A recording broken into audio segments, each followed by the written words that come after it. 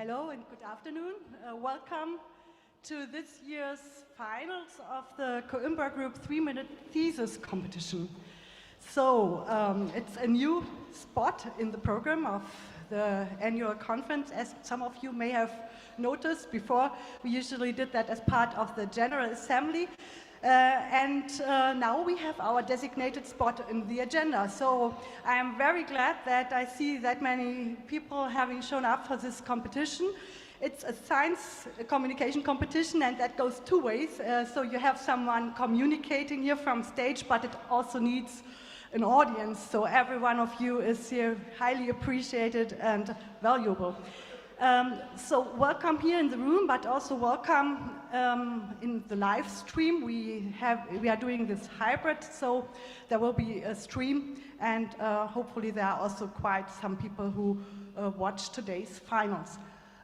Before we actually start with the competition, I will briefly introduce you to the competition and the basic rules.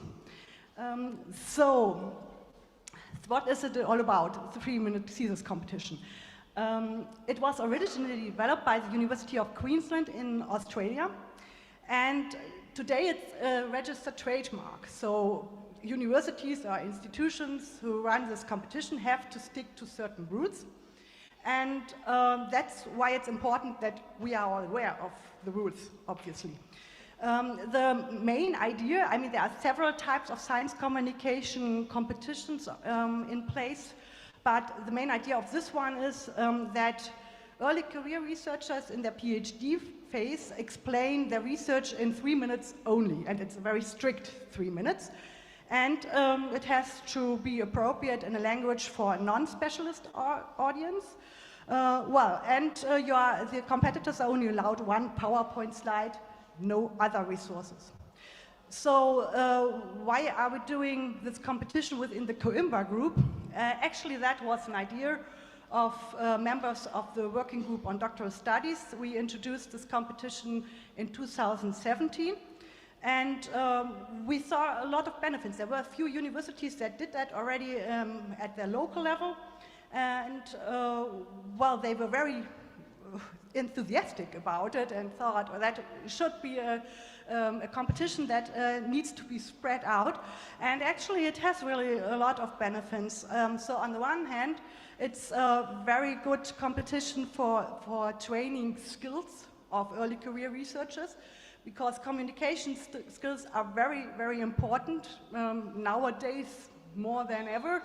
I mean, we need people who are not only fascinated by the research that they are doing, but they need to communicate it with the public, with decision makers, and it may make a difference between having a fake news or fact-based news. So that's a very important skill, and this competition offers an opportunity for early career researchers to engage in a communication activity.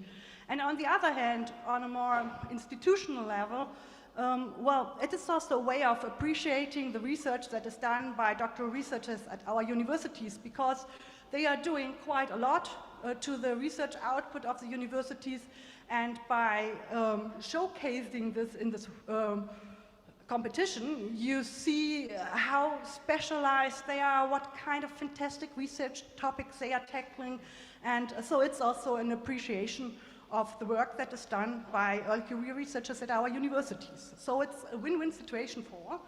And here it's also an entertaining point of view. Like, it's a competition with a timer, and it adds to the excitement that you also have to meet the time limit.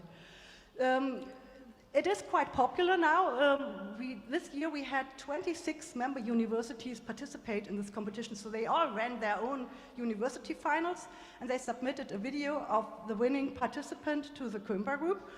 And then there was an online voting phase in which all Coimbra Group universities were able to cast a vote and dedicate 3, 2, and 1 points to their top 3 candidates. We had 31 universities that cast their vote, so even more than the ones that participated in the competition. So that's really good for the involvement of the universities within this network. And from these, like the three candidates with the most points, they were invited for today's final, and they all accepted the invitation. I'm very happy that they are here with us. So, next slide, please. Let me run you through the rules very quickly. So, it's only one static PowerPoint slide permitted. So you will not see any animations, transitions, or any other kind of movements on the slide. There are no electronic medias allowed, so no sound files, any other things. The candidates are also not allowed to use any props. I mean, if you are doing research in a lab, you may be happy to show some of the instruments that you're using, but that's not allowed in this competition. So no costumes, no musical instruments, no laboratory equipment, just the person and the slide. Then I set already a maximum of 3 minutes, so it's very strict, because if you exceed the 3 minutes, then you're unfortunately disqualified. The candidates are able to see a timer here, and we will also be able to see it on the screen, as you see up there. That's a streaming of, of this timer.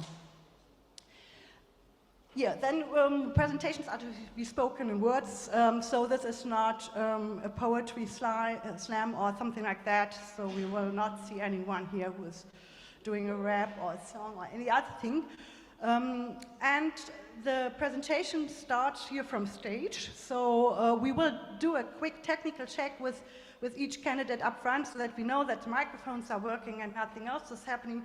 But once I move to the side and they start with their presentation, then also the timer will start to count the seconds down to, hopefully not 0.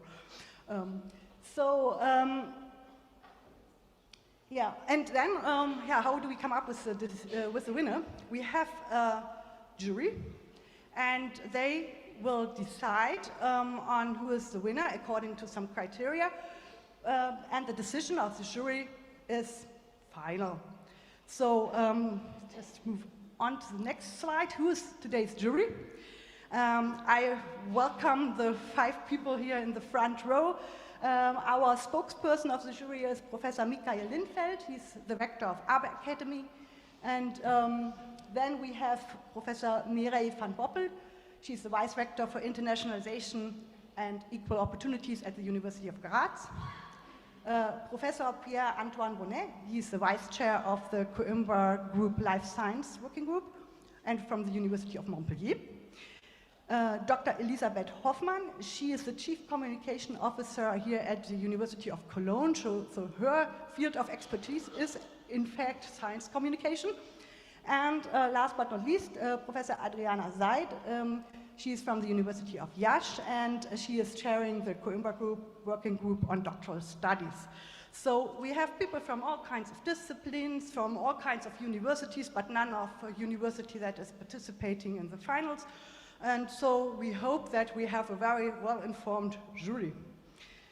So, and now for the criteria. I mean, they will not just go by whom they like best, which outfits they like best. That's not really what it's about. But it's about criteria, and we have 2 sets of criteria. The first set is about comprehension and content. So there are some questions that all of you should keep in mind when listening to these presentations. First of all, do you really understand what they're talking about, and the background and the significance of the research question that is addressed? Do the candidates explain terminology and avoid jargon? So this is one of those questions. The next one is about the impact and the results of the research. This competition is not really addressing first-year PhD candidates, but they are already more advanced and they have already some results. So it's also about hinting at conclusions and outcomes. And then it is about having a clear and logical sequence. As all of them are doing a PhD, it's also about the thesis topic its research significance, the results, the impacts. and whether that's communicated in a way that is appropriate for all of you here in the audience, as you are usually not specialists in all of the topics that they are presenting today.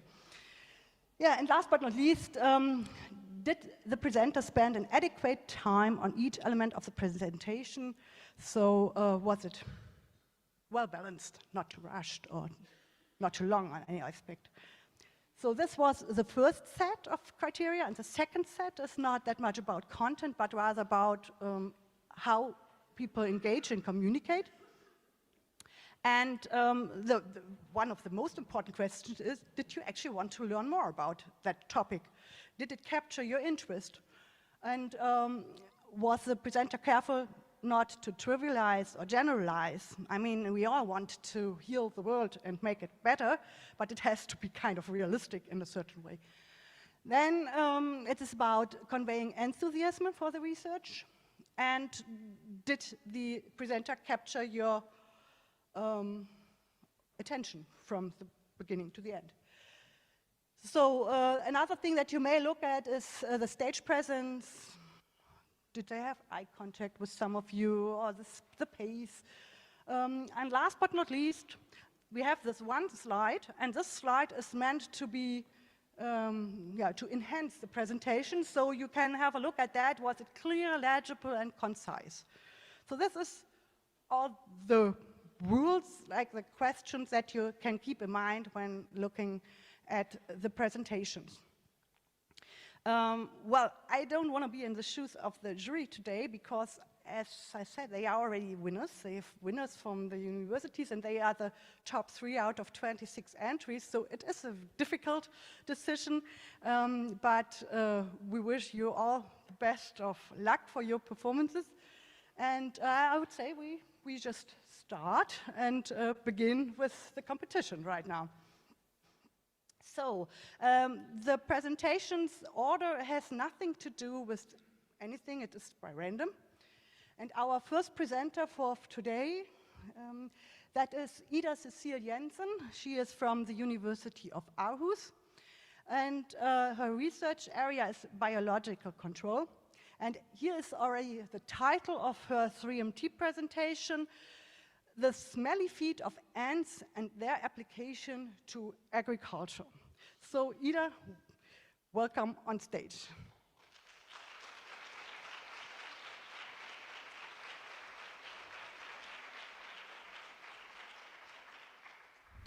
Thank you.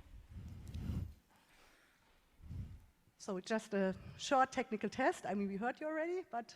Science rocks. It works. Yeah. Okay, everything is working. So, whenever you're ready, just start, and I will retreat. Ants. What happens when you hear the word ants? Do you feel itchy? Or do you think about infested kitchens and ruined picnics? Not exactly nice things, right? But what if I told you that ants can also do good things? That we can use ants instead of pesticides? I'm here to change your mind. So let's start where it all began. Ever since we started doing agriculture, we've been fighting an endless battle against crop diseases. Today, we lose 20 to 40% of our crops every single year due to crop diseases and pest insects. But we can fix that with the help of ants. Because ants have been found to reduce diseases on crops like apple, pear, and mango. But how? That's exactly what I've looked into. And the answer may lie in the fact that ants are actually quite similar to us. They also live in close social societies, which makes them vulnerable to diseases. So to avoid diseases, ants have basically turned themselves into walking chemical factories. Their bodies produce all kinds of antibiotics and cleansing chemicals. They even house bacteria on their bodies, which in some cases also produce antibiotics. Through my research, I have driven across Denmark and collected wood ants to investigate what microorganisms the ants have on their body and on their feet. And I have found 3 things. Firstly, all the ants had antibiotic microorganisms on their feet. Secondly, when the ants walked, they transfer these microorganisms, leaving an antibiotic trail. And lastly, the antibiotics from these trails worked against some of the most severe crop diseases. So when ants walk across a plant, they can actually protect it against diseases. Imagine if ants could do the same for us. And even though that might sound crazy, it could actually be possible. And don't worry, you won't have to cover yourself in ants. Because I have found a new bacterium from the footprint of an ant that works against several human pathogens that are known to be highly antibiotic resistant. In this way, ants could be used as a sustainable alternative to pesticides, or even to find new antibiotics. So what happens when you hear the word ants? Do you feel impressed? Or do you think about all the great things these tiny critters could do for us? Ants may be small, but their potential goes far beyond their size. Thank you.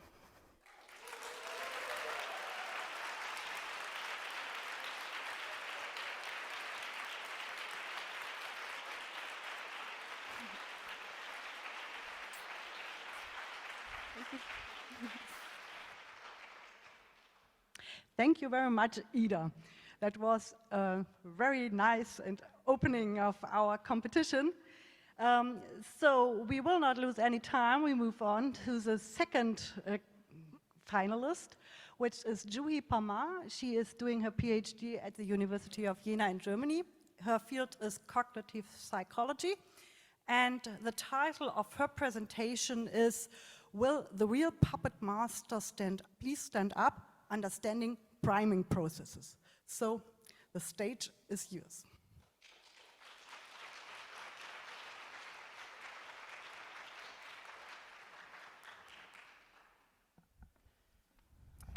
We will also do a short technical test that the microphone is working. Yeah, hi. It Do my works? words? Great. Yeah, is it? Yeah, okay. Okay. Ready? And whenever you are ready, you may start. Yellow. Like the background color of my slide, yellow. Now, think of any fruit. If you thought of a banana or any other yellow-colored fruit, well then, congratulations, you just got primed. Priming is an automatic and unconscious process where exposure to one cue influences the way we respond to cues that follow. Cues can be anything, smells, shapes, objects, and they're all around us. Let's take an example. Standing on your friend Sandra's balcony the other day, you wanted to smoke a cigarette. Now, what if I told you this wasn't just a random urge? You see, you always smoke with your coworker Felix. So anytime you see Felix, you think of smoking. And since you've both been smoking together on the office balcony lately, anytime you see a balcony now, you think of smoking too. Which means one prime can link with other cues around us, making them capable of priming us too, like a chain reaction. Now, we know that rewards can strengthen behavior and punishments can weaken them. So if you had a great conversation with Felix while smoking together on the office balcony, you may have a stronger urge to smoke when you see Felix again. A boring conversation might weaken that urge. And here's where it gets interesting. Since Felix and balconies are linked, would you have a stronger urge to smoke when standing on a balcony because you had a great conversation with Felix? And that's my research question. I want to know whether rewards or punishments given to just one prime impact the strength of all the other linked cues in priming us. I studied the fundamental process underlying priming, known as stimulus response binding and retrieval, in a computer-based priming task.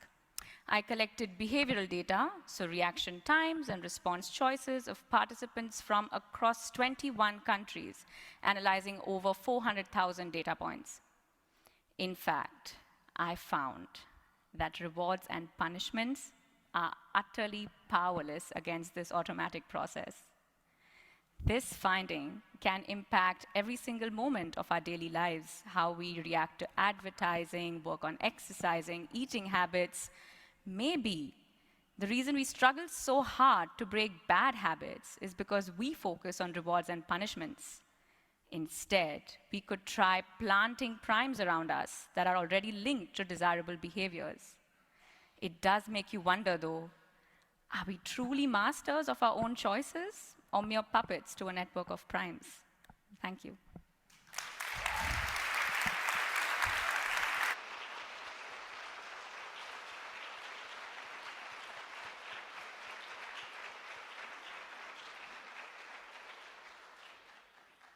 So that was already our second presentation and another fantastic presentation. So we move on to our third finalist, which is Michaela Raab. She is doing a PhD at the University of Edinburgh, and her research area is genetics and molecular biology.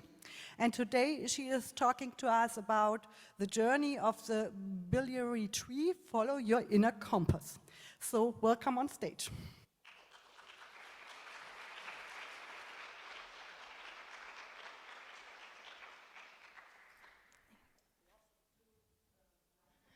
Yes, does that work?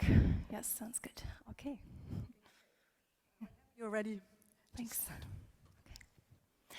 If everyone could please hold up their right hand and put it on the right side of your body, just below your ribcage like this. Your hand is now on top of your liver, the largest internal organ of our body. And why is it so important? The liver does a lot of different jobs at the same time. And most of you probably know that one of the most important functions of our liver is to clean and filter our blood. That's especially great after we've had a night out. But there's another essential function of the liver that people tend to forget. And it's the production of bile. Bile is a liquid that is made in the liver and transported from there to our gut, where it helps us to digest food. To transport bile, our liver has developed an impressively robust system of ducts through which the bile can flow. If you want, you can imagine the system as a tree that is hollow in the inside, and the bark of the tree is compatible to the cells that make up those bile ducts. In fact, our bile duct system is called the biliary tree, and the ducts of a healthy biliary tree will keep the bile safe inside and moving along. Unfortunately, that's not always the case. If a biliary tree does not form properly and, for example, develops very twisted or tangled branches, bile will get stuck in them and cause severe liver diseases that are mostly life-threatening. So here's where my work comes into play. I try to understand how the biliary tree forms, so essentially the process by which a single cell develops into a whole ductular network. Or in other words, how does a full tree grow out of just one single seed? During this process, directionality is essential for guiding the growth of the branches. If you picture a tree in your head, you will always see the roots in the soil and the branches and the shoots in the sky. If that tree was upside down, it would not be able to survive. And the same is true for our biliary tree. The ducts have to grow in the right direction in order to carry the bile to where it is needed. But how do the ducts know where they have to grow? Well, to find the right way, our bile ducts use a process called planar cell polarity. Or if you like, imagine the cells being equipped with an internal compass that shows the ducts the right way. I explore exactly that internal compass, and I found that bile ducts with a faulty internal compass result in a biliary tree that looks very similar to the tree that you can see here on the right. The ducts don't form properly and leave a lot of gaps and breaks in between them. So if we can understand how this internal compass works within our liver, we could use it as a very powerful tool. Having the knowledge of how bile ducts grow could actually help us to artificially regrow diseased bile ducts into healthy ones. Because having a healthy biliary tree is important for each one of us to live our life in full bloom. Thank you very much.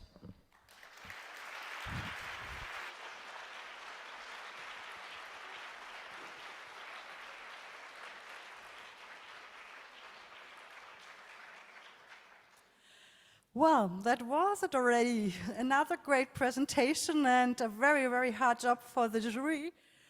We will have to wait for almost an hour. The winner announcement will only take place at 3:30, and the jury will now go to deliberate and find the winner or the order of the winner, because I mean we obviously already stated that all of you are winners. And for every one of you who, well, the program will go on while the jury is deliberating. But you may also think about how you would explain your research in 3 minutes if you wish. And perhaps just one remark, like to today's discussion in the morning, in which we were also talking about females in academia. It is a coincidence that today we have 3 female candidates in the finals, but I think it's quite promising to see that we have a lot of early career researchers who may want to pursue and go on with their academic career, and so that's perhaps also quite a good sign. With this, I just hand over to whoever is continuing with the program, and I wish you a nice afternoon and hope to see most of you for the winner announcement. Thank you.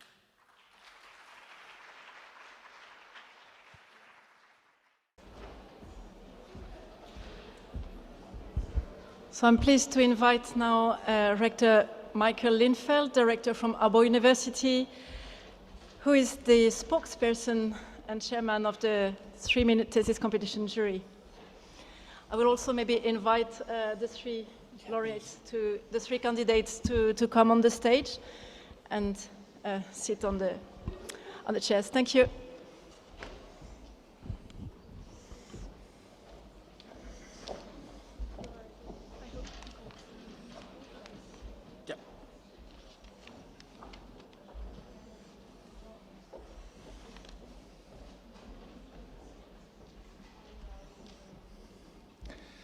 Please, the competitors, the second time on the stage.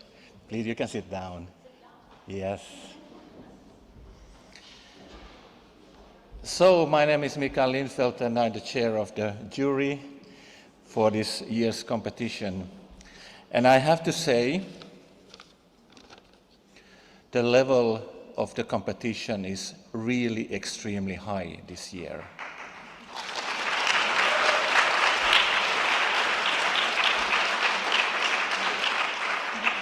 We were talking in the jury and we agreed that this is the best year ever.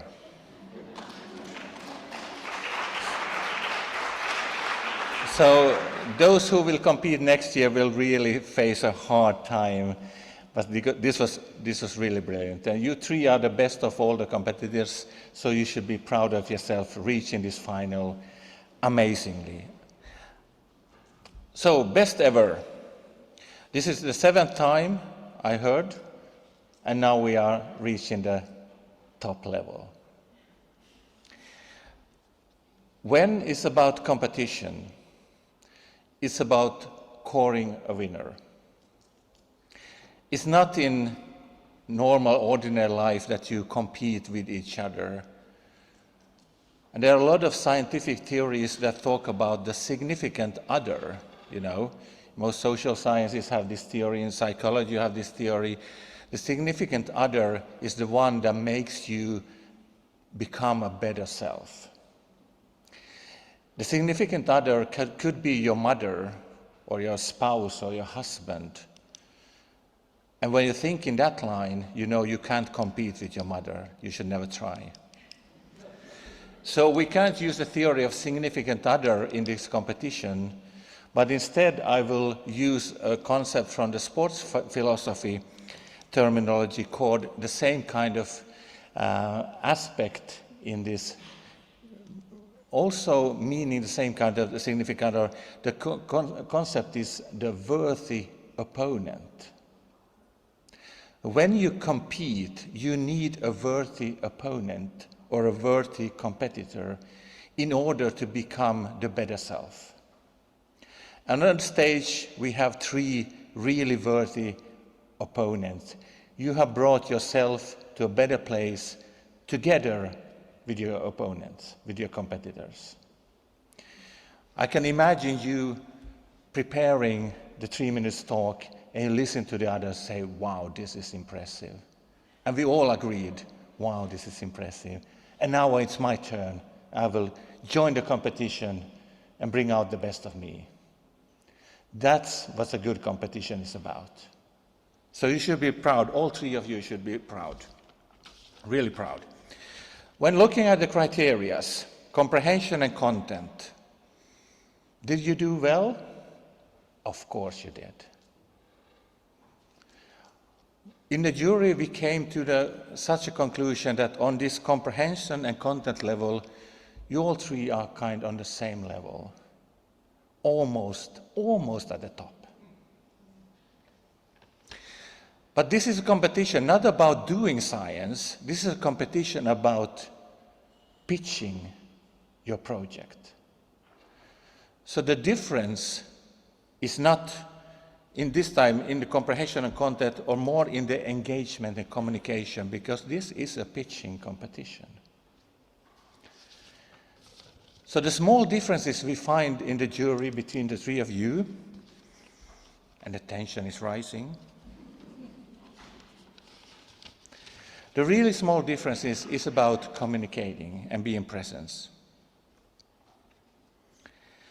And the first time, when this is the best time, best ever, and the first time in the history of Coimbra Group's competition, we will announce that there will be two sharing the same position. This has never happened before. And probably this will never happen again. You never know. The competition was so tight, we couldn't decide. So two of you will share the same position. And now I come to this. One of the shared positions will go to Juhi Parmar.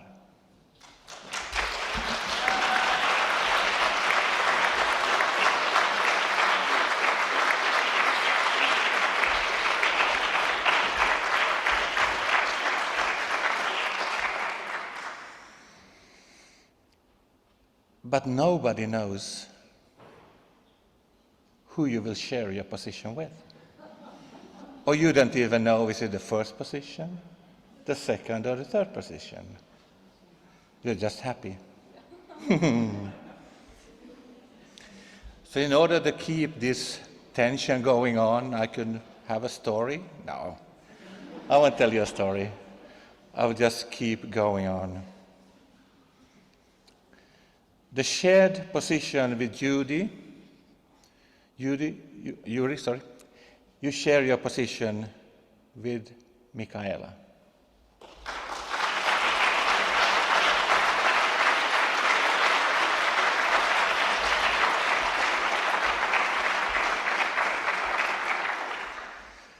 And both these ladies now know, if they read their diploma, what they share.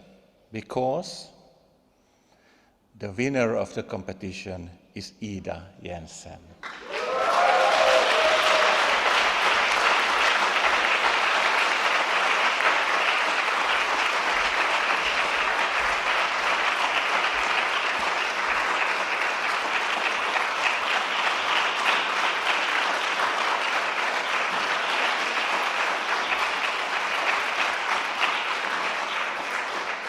What was the difference that gave Ida the first prize?